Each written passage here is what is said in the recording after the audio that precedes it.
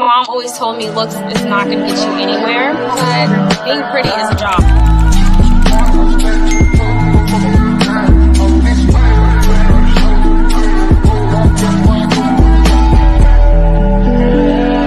Hey you guys, it's the one, the only Armani Michelle. Welcome to my channel. If you're new here, make sure you hit that subscribe button so that you can stay up to date whenever I upload. And if you're not new, well, I'm so happy to see your face again. Let's get into the video. Today, I want to talk about something that a lot of people either glamorize or completely misunderstand. That is pretty privilege. Now, before you roll your eyes or assume that this is some type of humble brag, hear me out. I get how this topic can sound like, oh wow, you're complaining about being attractive. But if you've ever experienced pretty privilege, and I mean beyond the surface level stuff, then you already know that the privilege comes with the price. And sometimes that price is your peace, your identity, your mental health, and even your relationships. You see, people love the idea of a pretty girl. They love how you look on their arm. They love the attention that comes with being connected to you. They love to say, that's my friend, that's my girl, that's my cousin, almost as if you're some sort of trophy. But when it comes to actually seeing you or understanding you, that's when the room gets quiet. That's when the energy shifts. So if you've ever felt like you were praised for your appearance, but overlooked when you needed real support, then this video is for you. Because I've been there. I've felt it. I've watched people gravitate towards me because of how I looked. Not because they truly valued my heart, my soul, my loyalty. And honestly, it hurts. Because what you think that love is ends up being nothing more than performance-based approval. It's admiration without the intimacy. It's a connection but without the care. And I don't want to just brush past that. I want to talk about it. I want to unpack it. Let's dive a little deeper. So let's start with what pretty privilege really is. It's that silent, often unspoken advantage granted to those who fit into society's ever-shifting standards of beauty. It's walking into a room and being met with smiles before you've even said a word. It's being offered help faster, treated with more patience, and even given the benefit of doubt simply because your appearance aligns with what's deemed as desirable. Pretty privilege can unlock doors in dating, friendships, career opportunities, and in social settings, sometimes even before people know your name. You might get praised for things that others get criticized for. You might land opportunities without having to prove yourself the same way that others do. And not because you're more capable or more qualified, but simply because of how you look. It's the type of privilege that can feel like a blessing on the surface, but it often comes with strings attached. Because the same beauty that gives you access can also invite assumptions, jealousy, and disrespect. You're seen, but not always seen fully. And that's where the conversation around pretty privilege becomes more complex. Because what looks like ease from the outside often carries invisible weight on the inside. Have you ever walked into a room, a store, a restaurant, anywhere really, and immediately noticed a shift in energy? Suddenly, people are extra friendly. The customer service is top tier. Strangers go out of their way to help you, compliment you, or strike up a conversation. And you're just standing there like, okay, what is going on? It's because you're perceived as attractive. Or have you ever had a moment where you're out at the bar with your homegirls, minding your business, and drinks just start appearing like magic? No name, no conversation, just a mystery sponsor who decided your beauty was enough to cover the tab. You see, that's what they call the perk side of pretty privilege. It's unspoken, but very real. People want to be near you, do things for you, offer you more, all because of how you look. Now, don't get me wrong, it can feel flattering at first, even fun maybe. But when you really sit with it, you start to wonder what happens when the looks fade, when you want to be valued more than your face or body. That's when privilege starts to reveal its cracks. Because while the perks are cute, they come with pressure, assumptions, and sometimes invisible expectations. And the truth is, when something is only given to you because of how you look, it can just as easily be taken away when you no longer fit into that mold. Now, here's where we get into the real stuff that nobody talks about: the downside of pretty privilege. One, you're not taken seriously. People assume that you're dumb or superficial just because of how you look. Like being pretty and intelligent can't coexist. You could be talking about your goals, your pain, your healing, and someone is still focused on your lashes or how your lips move when you talk. I've personally been dismissed like that more times than I can count. And it's really frustrating because people never take the time to actually get to know you. And after a while, it starts to make you feel really, really small. Like your value ends where your appearance begins. 2, people project their insecurities onto you. Have you ever noticed how sometimes other women will automatically treat you weird before you even say a word? Or how men treat you like a trophy instead of a person? People assume your life is easy and they resent you for it, even though they know nothing about what you've been through. That kind of negative energy eats at you, and it's very isolating to say the least. I have felt it especially from other women in my experience. Sometimes the moment that I walk into a room, I could feel the sudden shift. The side eyes, the whispering, the cold energy, and I wouldn't even be saying anything. I would just be existing.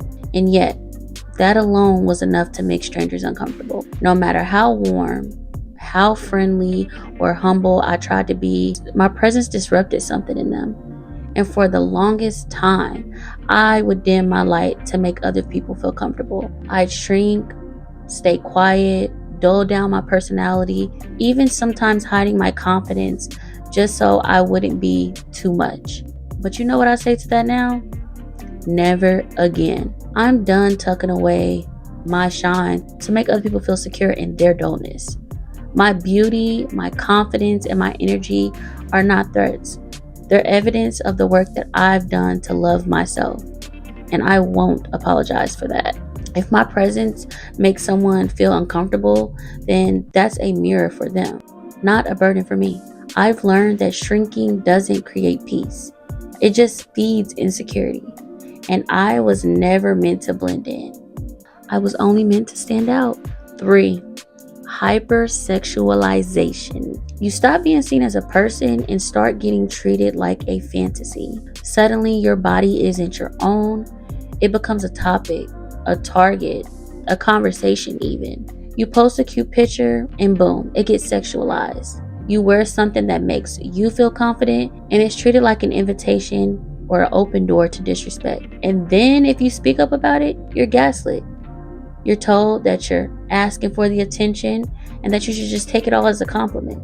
It's exhausting. I've been there, just trying to exist in peace, but constantly being reduced to a body, a face, a stereotype, feeling like I had to hide parts of myself to avoid any unwanted attention. And you want to know what hurts the most? When people only see your looks, they forget your humanity. They miss your mind, your heart, and your soul.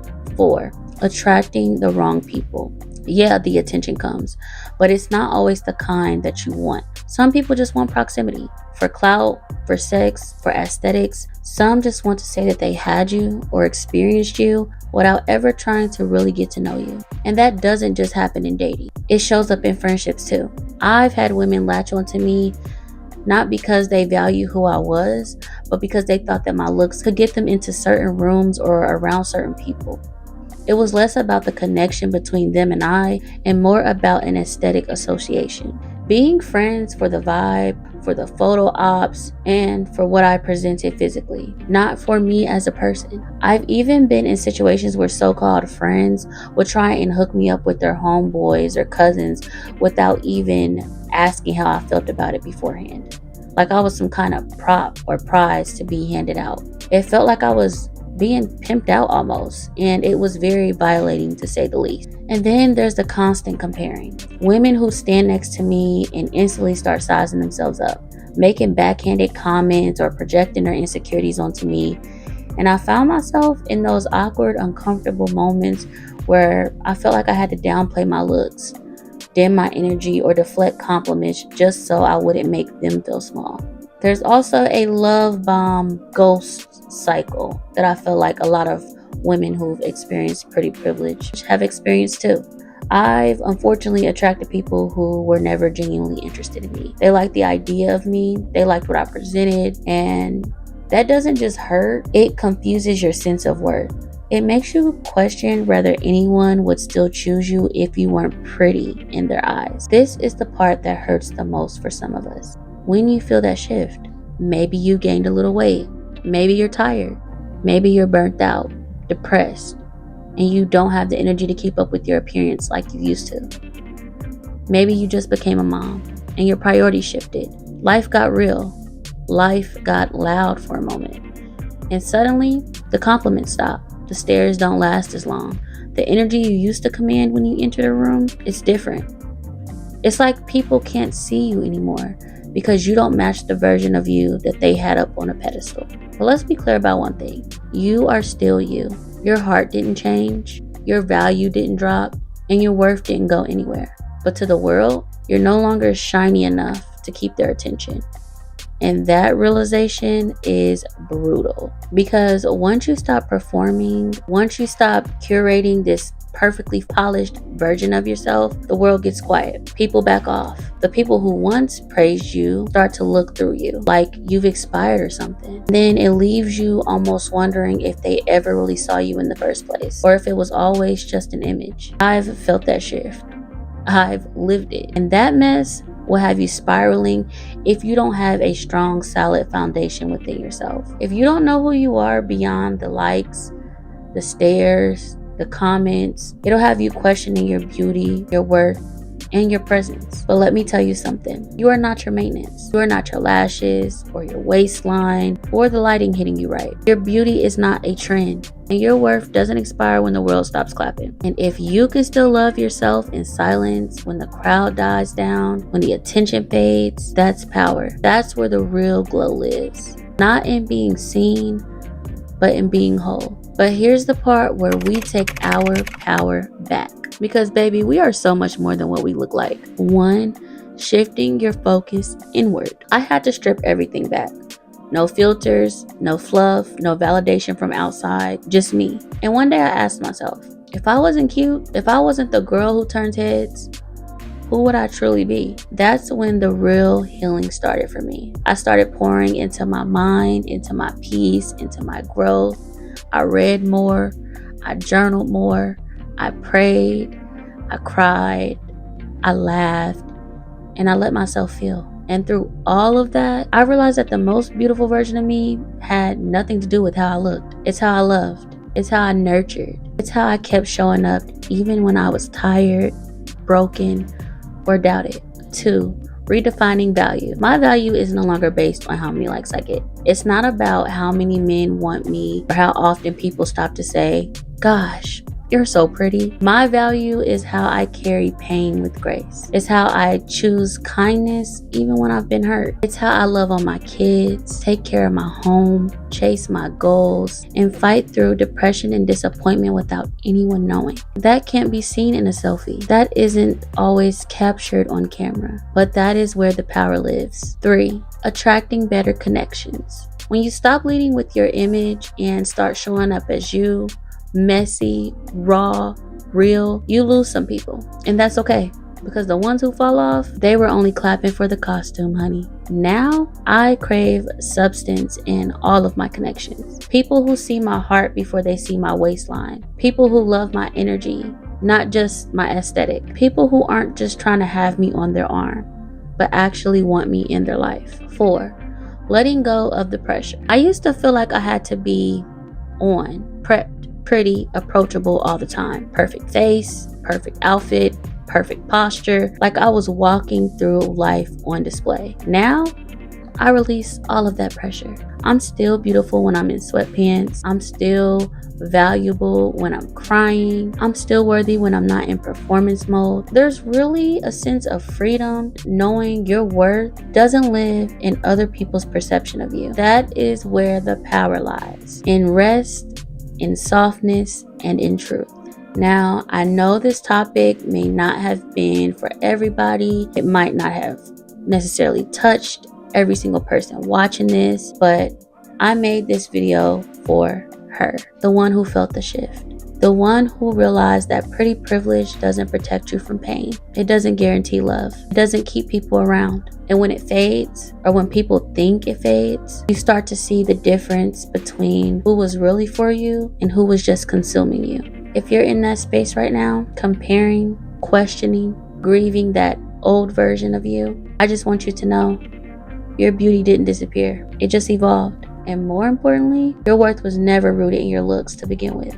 At first, pretty privilege feels like a blessing. Doors open, compliments pour in, attention flows. But what they don't tell you is that the same beauty that they praise you for will be used to silence you, objectify you, dismiss your pain, and strip you of your humanity. Eventually, you grow to realize it's not really about a privilege if it costs you the right to be seen as anything but pretty. This isn't about rejecting beauty. This is about reclaiming your wholeness beyond it. Because the goal was never to be admired, but it was always to be understood. Let's talk about it in the comments. Have you ever experienced the rise and the fall of pretty privilege? How did it affect your mental or emotional health? I really want to hear your stories, and also work on creating a space for us to feel seen, heard, and healed.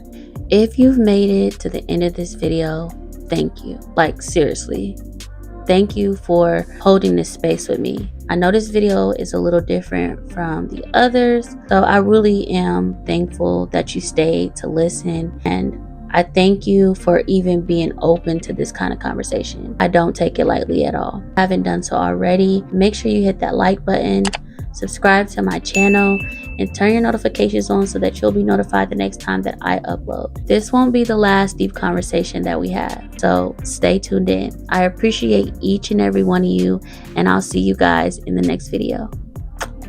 Bye.